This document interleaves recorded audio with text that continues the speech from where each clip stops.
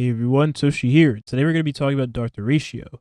Now, this is a character I have not talked about yet on this channel, and I figured why not? We already talked about Rome, we talked about Urgency, we talked about Whoa.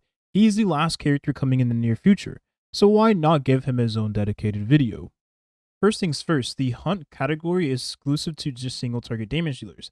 Now, fast forward, we have a character like Topaz and Numby who acts as a sub DPS or supporter for the team. You can put this character in hyper carry, you can put any character in hyper carry for crying out loud, but most of her value comes from having another damage dealer that takes advantage of her debuff she places on the enemy.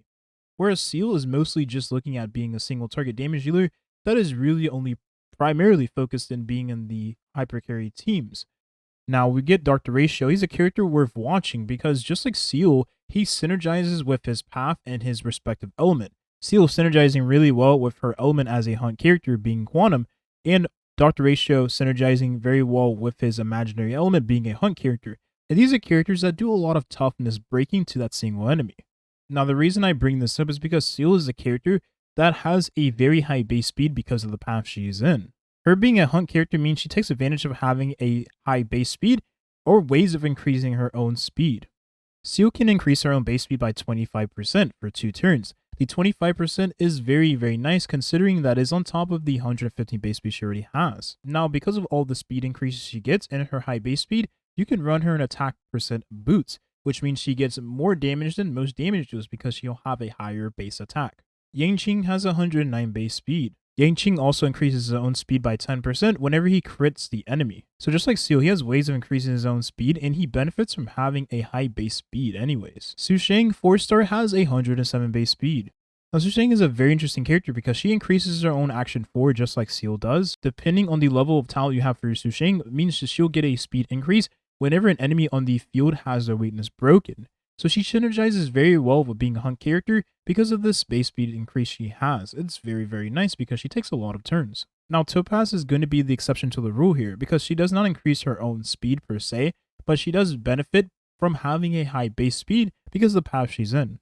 And I think that's fair because you do increase the action forward of Numby, which is a part of Topaz as a character. So technically she does increase her own action forward, but it's only just going to be Numby's action forward that is. So basically every Hunt character is going to have high base speed and ways of increasing their own action value.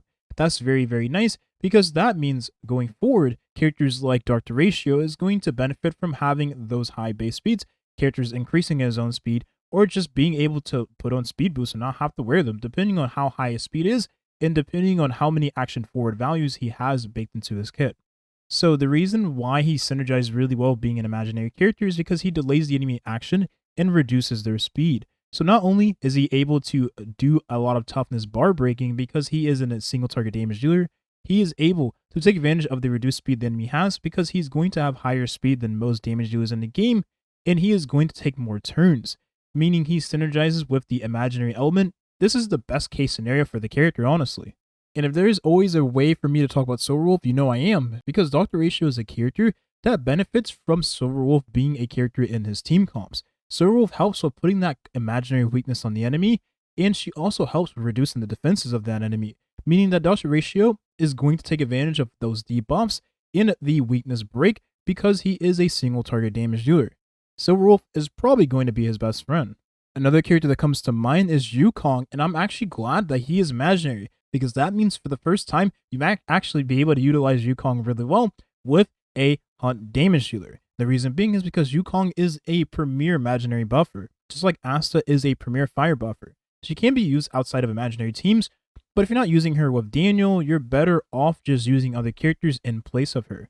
However, with the new character Dr. Ratio, she may become best in slot in some of his teams. Now, crit rate and crit damage is crazy, and the fact that this character gives it whenever she does use her ultimate is going to be very valuable for the character. An attack increase that goes past 84% is insane. That is so much attack she's giving to the team, and honestly, it just makes him hit even harder. Being able to increase your imaginary damage by 12% is insane also, because this is 1/3 of a planar spear. Now, depending on your level of planetary rendezvous, you're going to give even more imaginary damage to Dr. Ratio. So this on top of the 12% you get means you'll have close to a planar spear given to that damage dealer. That is insane. doesn't mean you can put an attack percent spirit on him. So this in conjunction with the 12% is insane because you're getting almost double a planar spear for one character. And the fact of the matter is, since he is a hunt character, he's going to synergize very well with Yukong, who is a character that has high base speed also. And she's a character that you want to put speed on anyways, just so she can take more turns, generate more skill points, get more energy. I just knocked over something.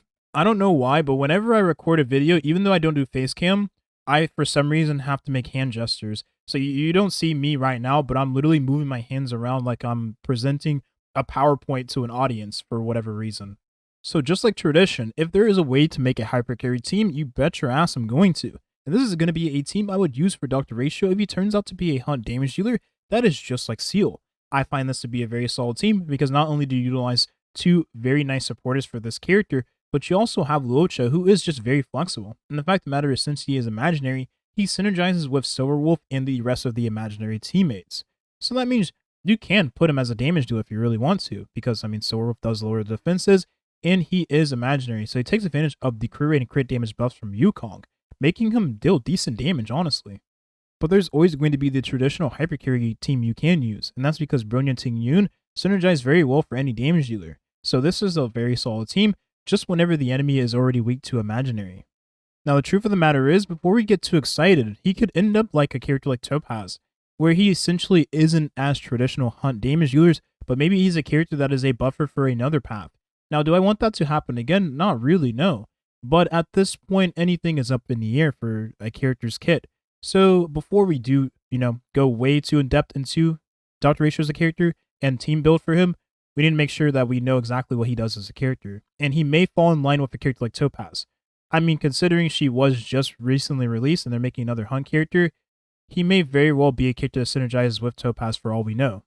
However, if he's a character that is able to deal damage with his ultimate, his elemental skill, and basic attack, you're going to love Seal's Light Cone. And that's because he is a hunt damage dealer, and he most likely has ways of increasing his own speed or action forward values. Maybe other characters do that for him. But Seal's Light Cone is very good for hunt damage dealers in general. You can use it pretty much on every character, and it gives crit rate to the wearer as well. So this may end up being one of his best in slot. Now, if he's a character like Topaz and he doesn't essentially follow the guidelines of being a hunt damage dealer, then Swordplay is going to be your best friend. And that's because this Light Cone is very universal for hunt damage dealers. You don't have to be a character that does follow up attack damage, and you don't have to be a character that doesn't do any damage with the ultimate, because this Light Cone provides a damage boost to the wearer as long as you are attacking that same enemy. And if Dr. Ratio is a character that does follow up attack damage just like Topaz, then Topaz's 5-star Light Cone is going to be very good on the character anyways. That's because you increase your own follow-up attack damage, you increase your crit rate, and you deal even more damage to those enemies. So that means this Light Cone may be best installed in him as well. Again, I don't wish that they do follow the route of making him a follow-up attacker, just like Topaz. But if they do, and you happen to have this Light Cone, you can't go wrong with it, because it might be his best in slot. His 5-star is always going to be better than whatever else is in the game, but this may be very close to that as an option as well. So there you have it. Now, as I said before, I have no idea what Dr. Ratio does as a character. For all we know, and this probably is true, he already has his kit leaked. You probably already have seen his animations for his ultimate, his elemental skill, and his basic attack. You probably already know that he is a character and who he synergizes with already. So, if you're like me and you have no idea who he exactly synergizes with, well, we can kind of just draw a pattern with previous characters and determine whether or not he's going to be good in respective compositions based on his element and the path he resides in. But we're in Honkai Star Rail and 1.5 going on to 1.6, right? I'm ending the video here. Thank you for watching and have a nice rest of your day. Peace.